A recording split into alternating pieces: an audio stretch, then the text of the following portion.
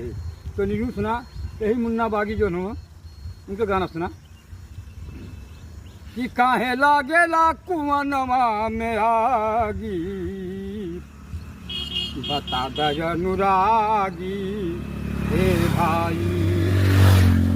काहे लागेला कुआनवा में आगी, बता दा अनुरागी हे भाई। कहना कि हरि कुआं के पानी सब जर गईले, कुआना गईल सुखाई। हे साहेब हे साधो, कुआना गईले सुखाई। कि वही अबे सूत क्या होती आवाज सही ना चलती ना ठीक है, कि वही कुआना में रहली मछरिया, अरे मछरी के दागी नहीं लागल, बता दा अनुरागी हे भाई।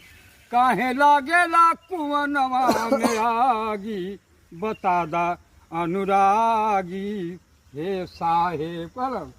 चिऊटी मरल पहाड़वा ऊपरा 900 गिधवा खैले, हे भाई हो हे साहेब 900 गिधवा खैले।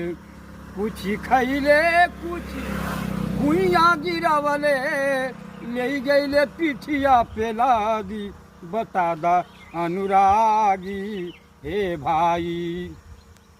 कहती कबीर सुनो भाई साधो, यह पद है निर्वाणी निर्वाणी, यह पद है निर्वाणी। अरे यही पद के जो अर्थी लगई हैं, कहला नगीना मुन्ना बागी, बता दा अनुरागी हे भैया। ठीक है।